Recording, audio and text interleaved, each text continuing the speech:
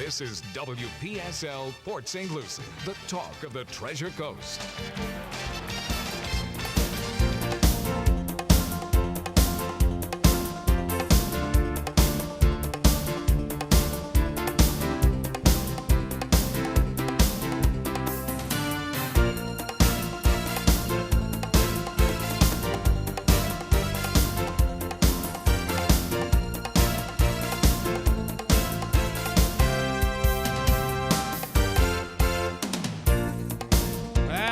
It's almost at 22,000.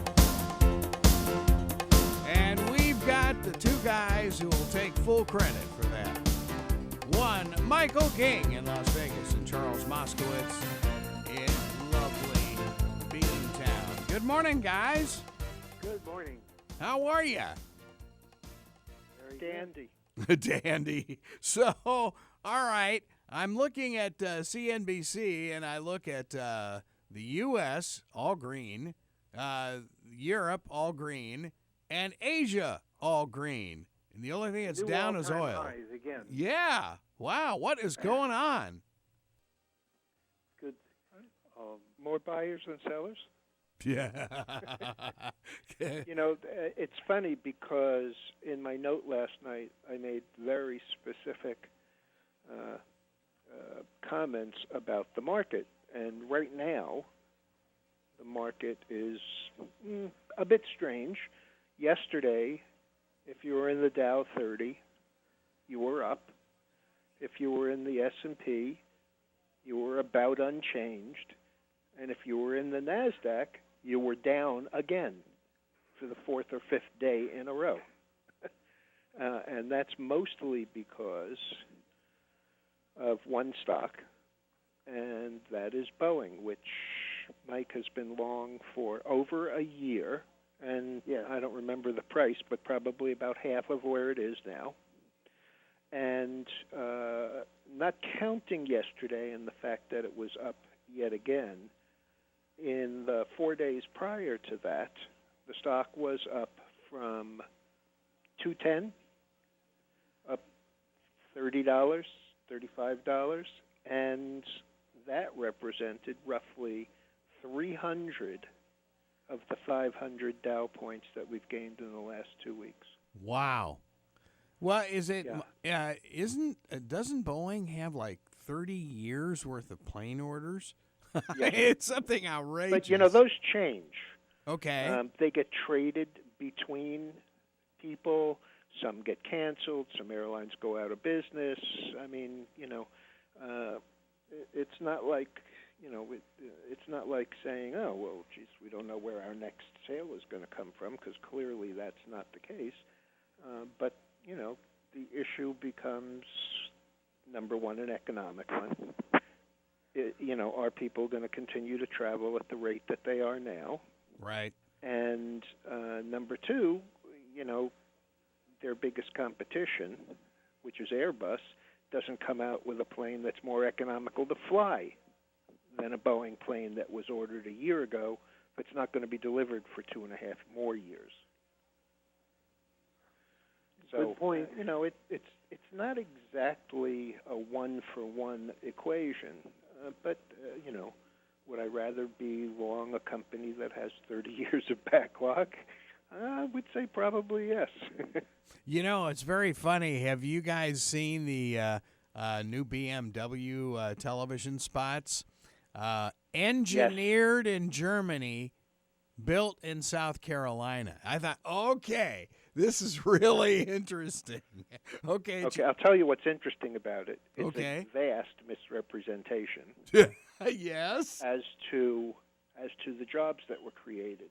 Last night at 10 o'clock on your mother station, CBS, CBSN, which is the CBS News, has now another show that they put out, very much like, you know, a 60 Minutes kind of show.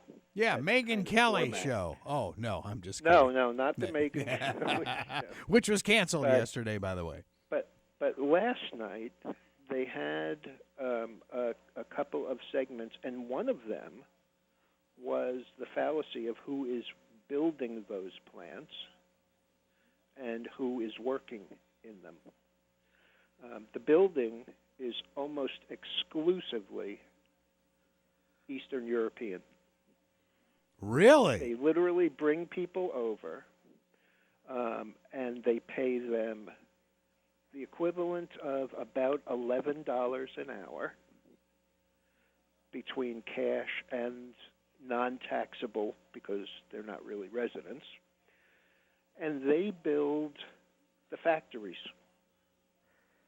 And it's their job from the groundbreaking till the first car rolls off the line.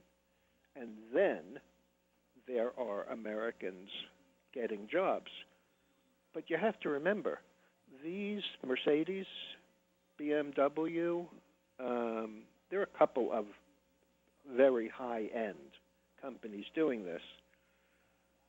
They're 90% automated. Sure. Yeah. So they bring in these guys at $11 an hour who work 10 hours or 12 hours a day, 6, sometimes 7 days a week, no overtime, and they're the ones who are building our factories. Wow. So while it may produce, I don't know, let's call it just for a number, it produces 200 jobs, but it produces 1,000 jobs for the building, which we're not doing, and they get massive tax benefits for building here. Sure. Oh, yeah.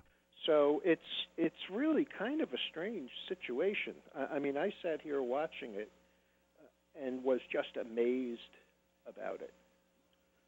I mean, it's such a false flag kind of comment. Oh, well, we're bringing all these jobs to the U.S. to manufacture automobiles that we're going to ship out or sell here or whatever it is that they want to do.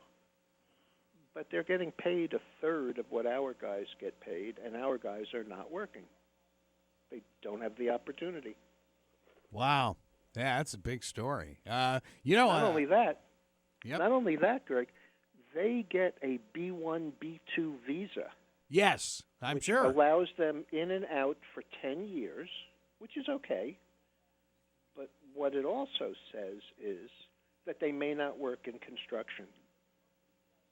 And so they're getting letters from the manufacturers of the robotics and stuff saying this guy has specialized knowledge in how to install, test, and operate this equipment. I mean, it's just unbelievable. Wow, that's amazing. Yeah. You know, the show that's on right after you guys is Treasure Coast Lexus and the Treasure Coast Car Guys, and they broke a huge story last week, and it involves Toyota. And that is, remember that gigantic Toyota facility in Irvine, California, Charles? Yep. Gone. They're taking all 10,000 jobs, leaving California, and moving to Plano, Texas. Huh. Yeah, so it's that's nice in Plano. yeah. No, it really is. It's an interesting town. No, I know. I know. I have several friends who are now working out of there. But yeah, it's very interesting. I mean, because you figure Toyota has been a staple of Orange County in California for years. Well, what these guys have done, they showed what they built. You're not going to believe it. This kind of shenanigan went on and built the Tesla factory, Oh. the BMW factory you were talking about, Yes. a Mercedes factory. I mean, they're pretty big names in American business. Yeah. And then you wonder, what are they doing? It's my personal opinion, and it's been my opinion for a year. We have already hit peak auto. And General Motors just came out with down 5% in sales versus an expected down 2%. Yeah. So, that's great. They're building all these factories, and, number one, who's going to work in them? And number two, what are they going to produce if the automobile business sales are going down 3 or 5%? Well, it's very interesting because you say that. Last year, and I think it was either July or August of last year, I was with Sandy, the owner of Treasure Coast Lexus, and he had this huge book that was put out by the auto manufacturing bunch, and they targeted the end of 2017 and 2018 as declining. But ironically, Ford in particular is going to see some truck sales go down a little bit, which is amazing because that F-150. What about that just yesterday? What? Really? I said I saw that yesterday. Okay, well, talking about it on CNBC. Interesting. Okay, well, it's the dealers have all gotten information last year that it could be late summer, early fall of this year when we would start seeing some declines like that. Interesting that it broke yesterday. I'll tell you something also interesting, and that is that besides the decline in sales, they've pushed these things so far out. And if you remember when I talked to Gary Chella yesterday, because if you recall, the last time he was on, he was talking about Hertz and how, he thought it looked kind of attractive. And yesterday they came out with exactly the excuse that I gave him for what they were doing, which is they have the wrong inventory mix.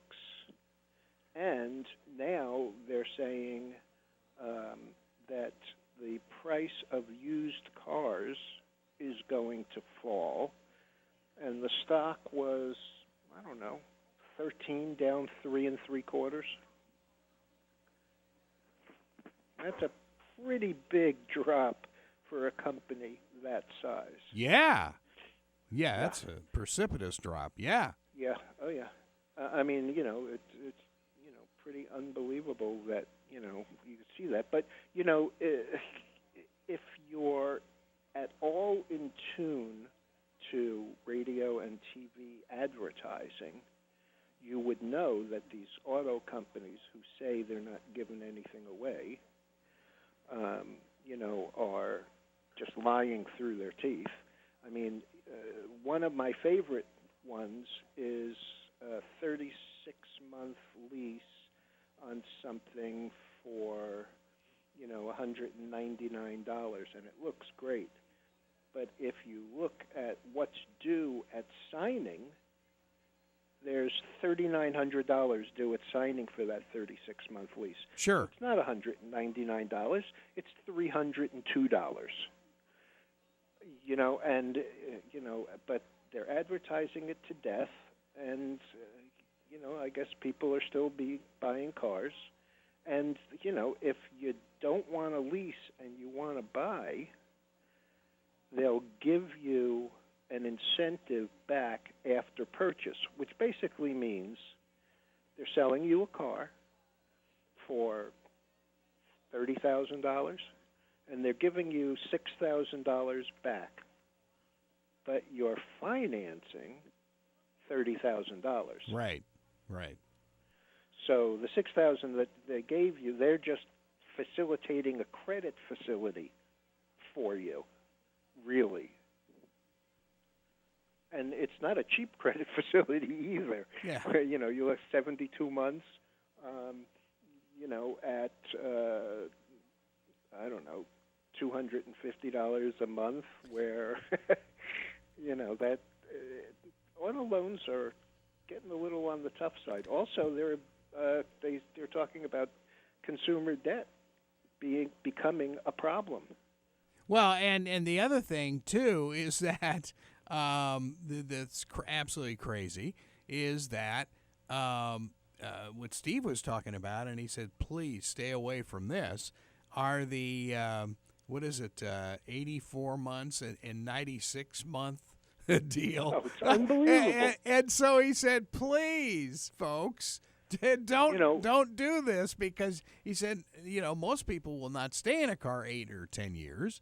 And it's like, well, they are building them better, and they are. building them They to are. last.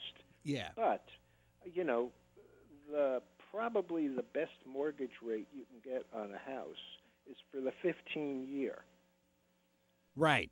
Do you mean to tell me that you're willing to finance your house for 15 years and that you're taking 8 years or 7 years on your car besides? I mean, those are big numbers. Yeah, they are. They are. And then tack on student debt too. And that's what's really and truly amazing. What I think is very interesting is that it used to be like the local Lexus dealer here is saying he's at 85% lease now, rather than owning. And it used to be the theorem used to be, okay, if you own a business, you lease a car. Right. But it seems like everybody is just jumping on this lease train now. My 90-year-old mother just turned in her Altima that she leases. She hasn't had income in 30 years. Yes. Really? And basically what it is the convenience of leasing a car for 3 years, and then, of course, at 2.5 years, they come back to you and say, we'll absorb the balance of if you lease a new one. Same money, basically same car, etc., and we'll eat the difference. I mean, it's just a convenience of having a set payment and knowing what your expenses are, and it's convenient. What can I say? What excuse could a 90-year-old have for leasing? Yeah. So did your mom in Boca re-up on a lease at 90? Because I took her car away from her about 6 months ago. Oh my goodness! But yeah, I mean, I bet for the last 15 or 20 years, she's leased a car in 3-year increments, over and over and over. And it always amazes me, but it is convenient. You're not getting the breakdowns. You're, driving something that's brand new, and all you have to do is put gas in it, essentially. You can buy 1 year synthetic oil, so it's not like, you have to have, the oil changed every month or two. I mean, it just comes that way. I had a guy here in my little town who had a Jeep Chrysler. I think I might have mentioned this, a Jeep Chrysler VW, and added Mitsubishi a couple of years back. And then after a little over a year, they were taking down the sign. I said, what's this about? And he said, well, I don't make any money on the car when I sell it. And you might as well weld the hood shut because it doesn't require any maintenance whatsoever. And that's where we make our money. So they discontinued it. Wow, that's a Mitsubishi, right? Yeah, and they're not the top of the line. Well, but it is interesting. I know Carol had one, and it was in Los Angeles. It was indestructible. It really was. Mm-hmm. It just she just ran it down, and it was amazing. It was a great car. Yeah. It was a great car. Well, but like Mitsubishi is really pared back in selling in the United States too. I mean, we used to have a dealership here, which is long gone. But yeah. Well, if the dealer can't make any money, why would he carry it? Exactly. Yeah. No, it makes perfect sense. It makes perfect sense. Yeah. So, what do you guys see is happening? I mean, this is 22,000 is almost absurd. I mean, the doomsayers, saying that if Trump were to get elected, the market's going to crash and will be down by 14,000 in a matter of 6 months, and not quite the case. No. Well, and really, he hasn't done anything. The market. What's that, Michael? Well, the fundamentals are just better because earnings keep on improving, and the rate of increases. So the earnings are accelerating on the upside. So it's But I think the thing is if we can ever get like the infrastructure and actual construction going, won't that help like transportations and stuff like that? Well, there is no multiplier better than construction, whether it's homes or infrastructure. Okay. I mean, the multiplier effect of how many jobs, per mile of road, or how many jobs per building a, not even a McMansion, just a 2-3 bedroom. I mean, the number of people and the amount of copper and the amount of, work that gets provided, those are the two best. Those are the two biggest multipliers. Yeah, and you look at just this little area here, and that the Florida Chamber has this doubling in population in up until 2025, which is real scary that it would come that quickly. But you start seeing now the developer signs from the Coulters, the Lennars, the real biggies, the Mintos. I mean, Right. And all of a sudden we're getting calls from them, and we haven't had those since 2008. I mean, so that's a good sign. I mean, it's You ought to find yourself a company that builds schools or hospitals, because with double the population, you're going to need all that. Oh yeah, no, And those are very specialized builders. Yeah, those are the guys who are down on the Palm Beaches, believe me. And they're there, and the school districts here are poised for westward growth to the lake. Oh yeah, you bet. It's or county line, I should say. But could be very, very interesting what's going on. The good side of that is your taxes probably go down, like real estate taxes and stuff. Yeah. Go down because you have a larger tax base. But again, the infrastructure issue is especially in a town like Port St. Lucie right. is big. What you're taking in taxes, you're putting out in infrastructure building. Oh sure. Oh yeah. There's no doubt about it. It's going to be exciting.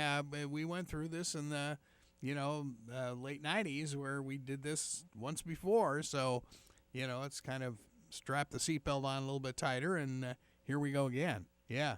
Right.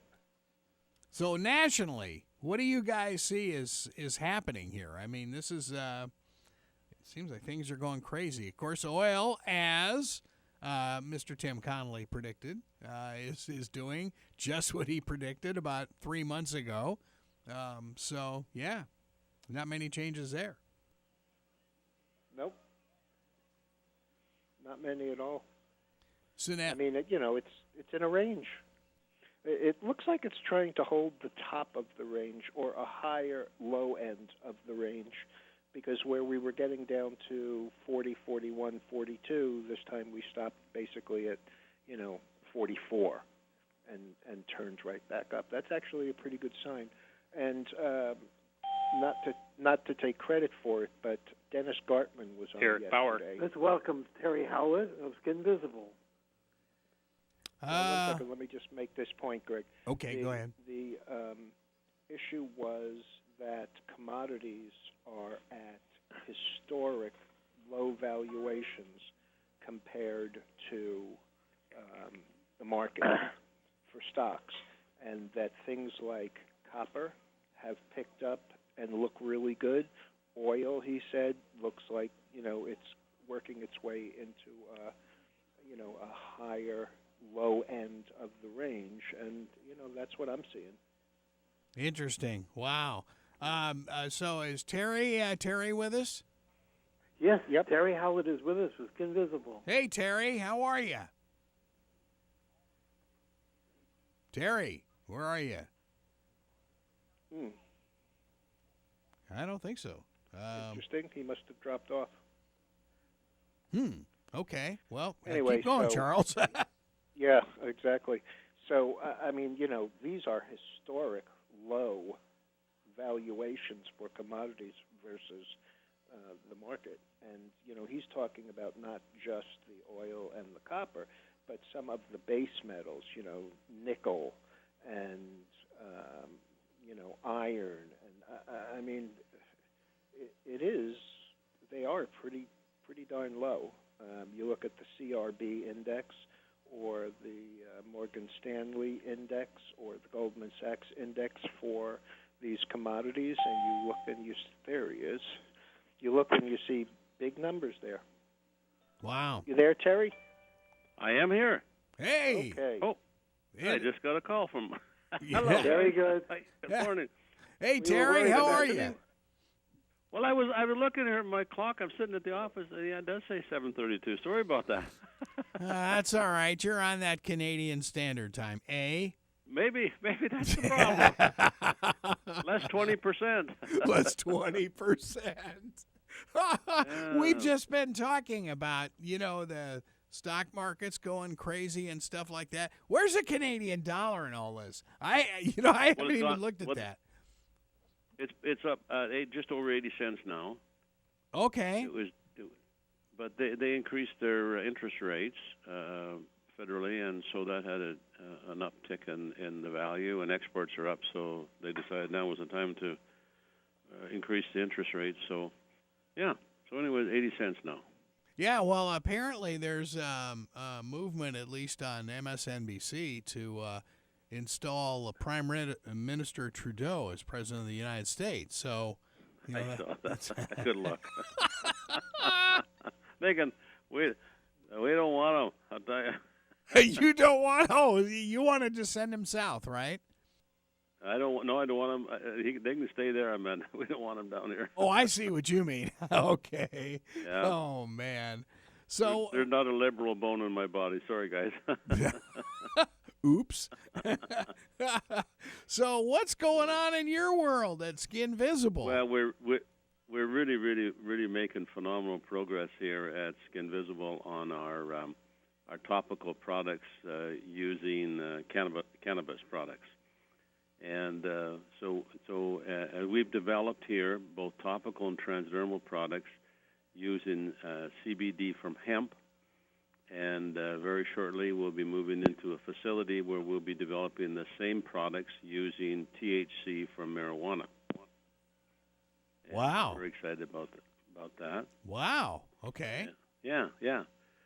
So lots of interest. I mean, it's unbelievable the interest we have since our last press release in early July that we have the rights back. We'd licensed it out. Since then, we bought the rights back, and we have lots of interest from everywhere. I mean, the whole cannabis space. And when we think of cannabis, there's really two areas. There's hemp, which is a crop that's grown in some places in the United States and in Canada and internationally.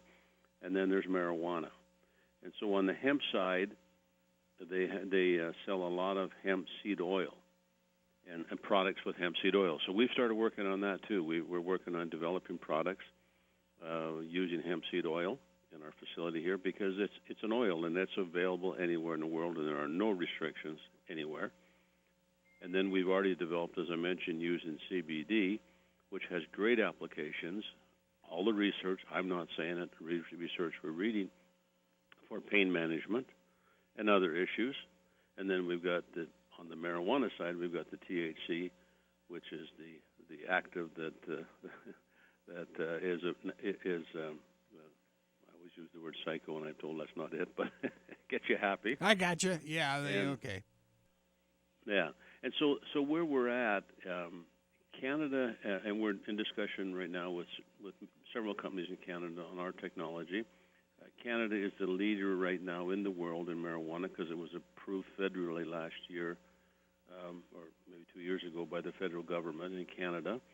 And next year, in July, they're hoping to get approval for recreation. An area that really does, I mean, it's of concern. It's not of concern. It's of interest to us. But we're really about pain management, skin care. So they've approved it. So the biggest companies in the world now, the biggest in the world, are all located in Canada in marijuana. Yeah. We got one up there called Canopy. Got a market cap $1.5 billion. Wow. Okay. Aurora. You got Aurora building a 800,000 square foot marijuana grow facility in Edmonton. They've got a market cap of $900 million. And there's 54 licenses, I think, or somewhere in the area have been granted in Canada, and they've got another 150 or so more to go. I mean, these companies are all trading on either the Canadian Stock Exchange, the CSE, or the TSX Venture, or the TSX. I noticed Aurora was just moved up from the TSX Venture to the full TSX board now, along with Canopy, and their stocks are trading big volume.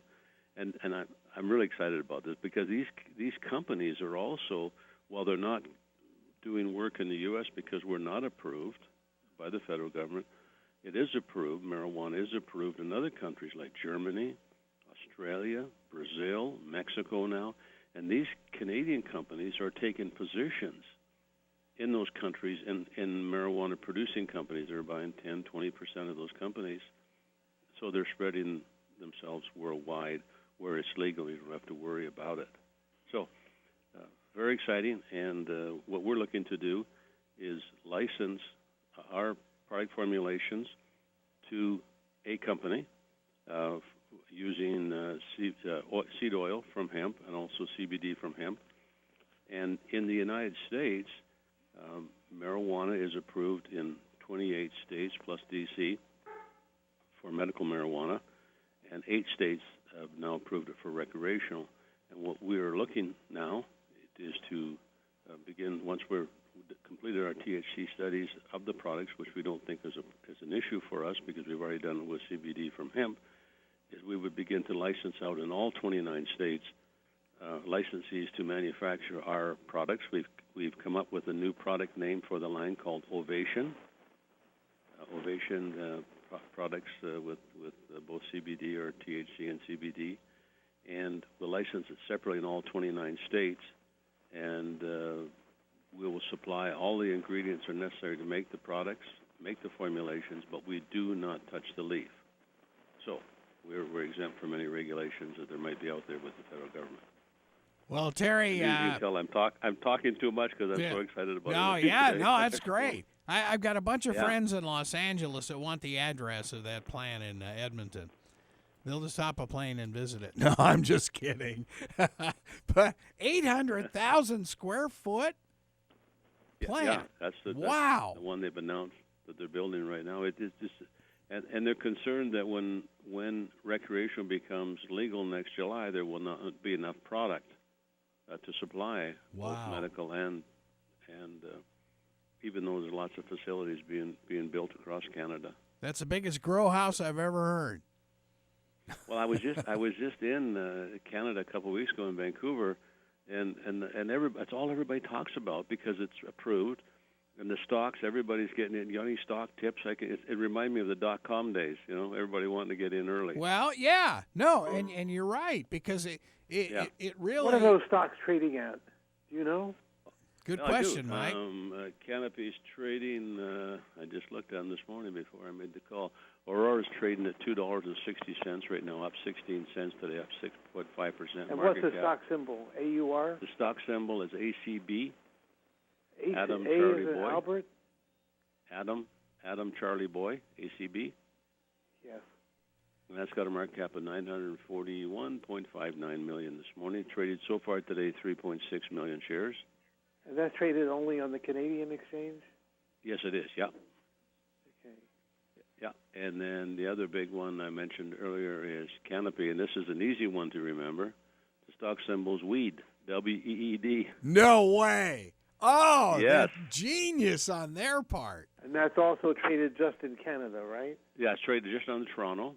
And, again, because of the not approved in the U.S., a lot of them are concerned about trading on the United States Stock Exchange, and they don't want to, that's why they don't buy companies here, et cetera, because they don't want to cause any problems with auditors, banking, or regulations of any type. Okay, dumb question there, Terry. Can folks here in the United States buy stocks?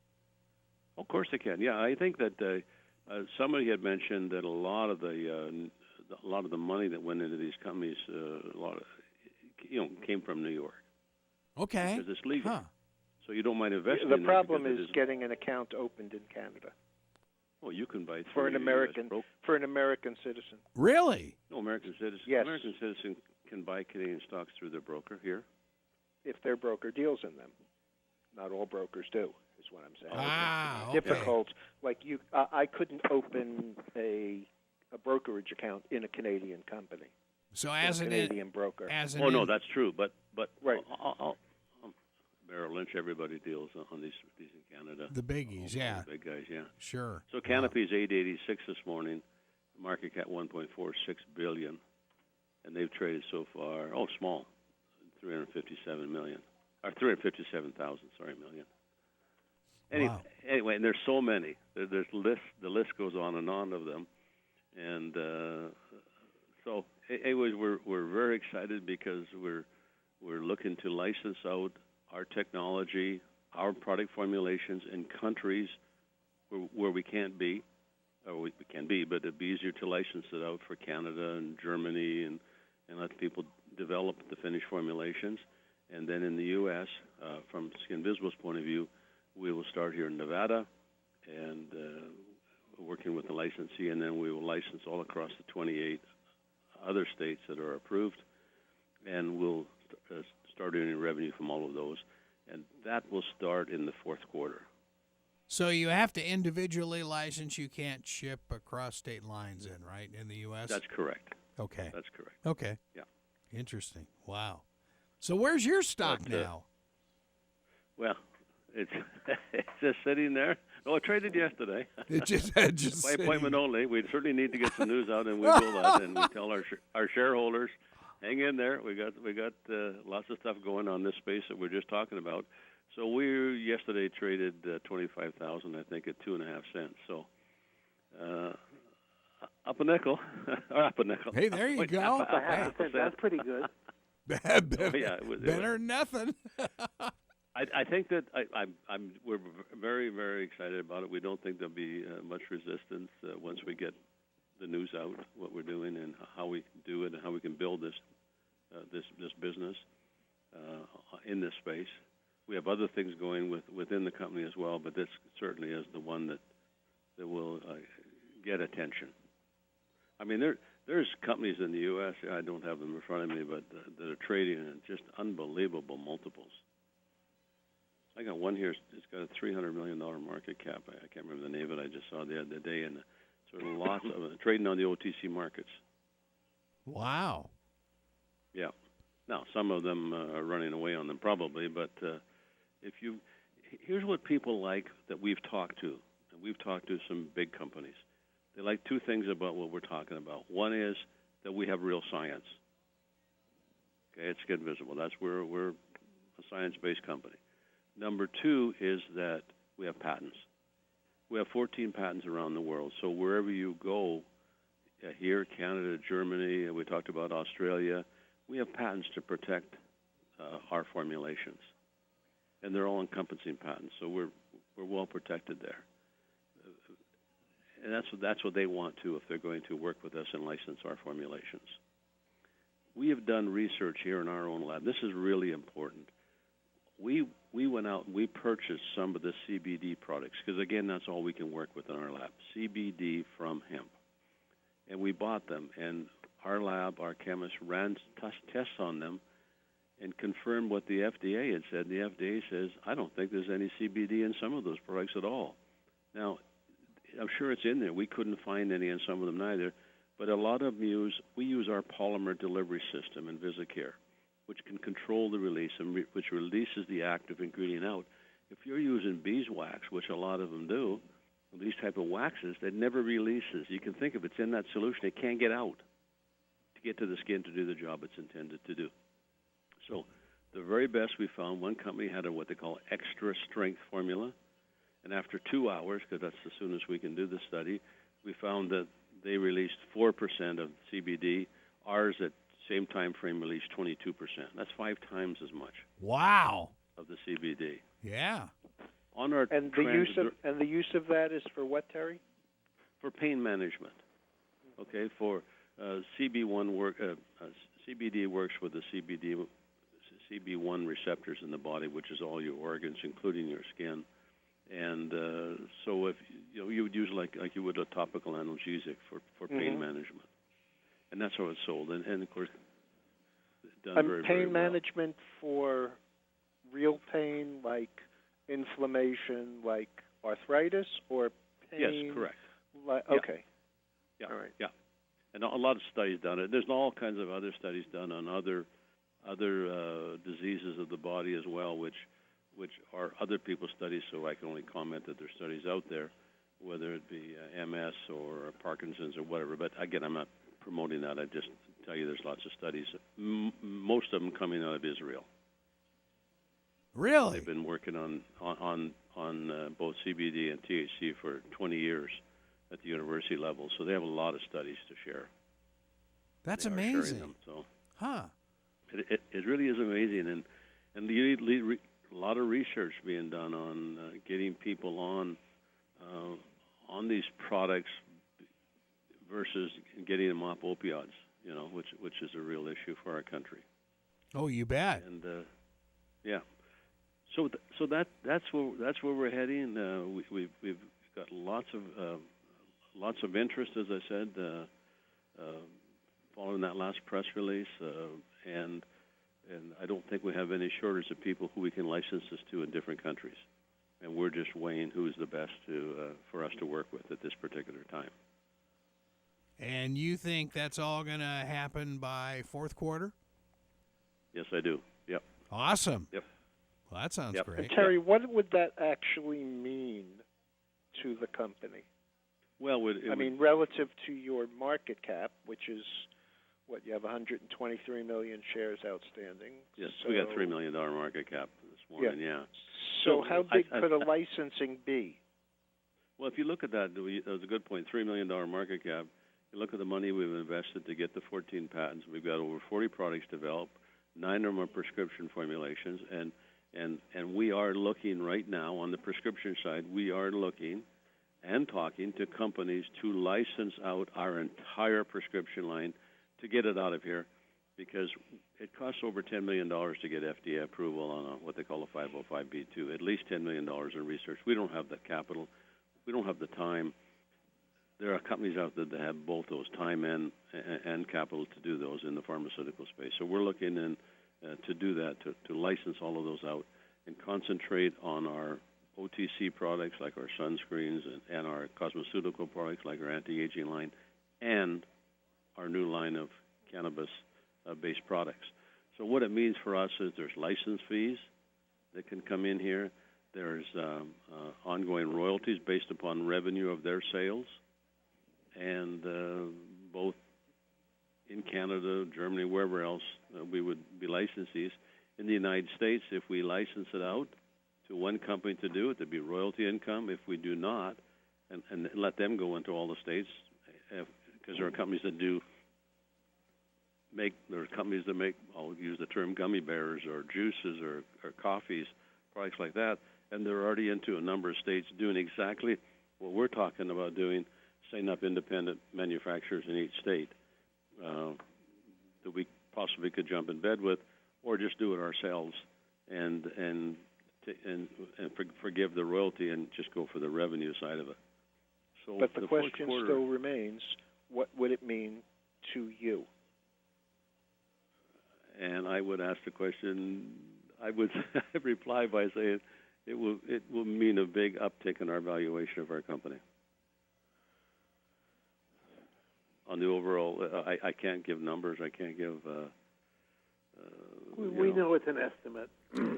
Yeah, we just got a call from a listener who wants to, if you could mention what the name of this product is and how do they buy it. I am presuming that they're talking about the stock, so that would be Skin Visible stock, right? That's, yeah, symbol SKVI on the OTC markets. Okay, cool. Yep. Yeah, sounds great. Well, now, is Charles... I don't think there'd be anything to get any kind of a news out. Our stock's been sitting here. The last time we had a huge increase, I think it went to 30-some cents on news that our hand sanitizer killed the swine flu, and it did, and it does, and it stays on for 4 hours. And so we had huge volume, millions of shares trading every day, et cetera, et cetera. And we didn't have any product to sell, so we couldn't really benefit from that uptick. Today we can benefit from an uptick with more news and continual news. I think we can have news all the time coming out, just like the companies in Canada that I'm talking about right now have news all the time coming out. Wow, based in this space. That's amazing, Terry. Now, as Charles was asking, is there a difference between just licensing out, which makes you more money, or doing the actual manufacturing yourself? Well, that's a good question, because if we can license it out and take royalty income, there's really no overhead on our part. Right. But that's what we do, and we have that all set up. We don't need any more people to do that. If we decide to individually license it out in all 29 states or sell the product ourselves, retail or however we decided to put it in stores or whatever it is, of course we require more people, which requires money up front to get the program going. So in essence, what we'd like to do, because I mentioned earlier we got the pharmaceutical situation that we're very aggressive on getting done. We've got our situation in China with DermSafe, and we have interest in Canada for DermSafe as well, where it's approved. We would sooner license these out and let these people develop them and just become a royalty income company, keeping the overhead low, the people account low, office space low, and just have that income coming in here. See, Charles and Mike want to build you up to $1 billion market cap. That's what the deal is. They do. Well, that's going to take a couple weeks. A couple weeks. Yeah. We couldn't even do a rollback. Oh, my. Yeah. Well, now, okay, the real dumb question. Since there are no state lines on the Internet, could this all be funneled through Kintari then? We could do retail sales. Matter of fact, interesting, we got a call yesterday from somebody saying, could you make some of these products and put them up on your Kintari website for sale? And we said, yes, we could. But without getting into too much, we're in so many discussions right now that by the end of August we will have a clear plan. Gotcha. Okay. Right now we have all of this stuff happening out there that you can appreciate they're confidential, but they're very exciting. And now we're looking, okay, which is the best way for us as a company to go, oh, this is the best we think here, because, when we first started into this, I thought there's marijuana.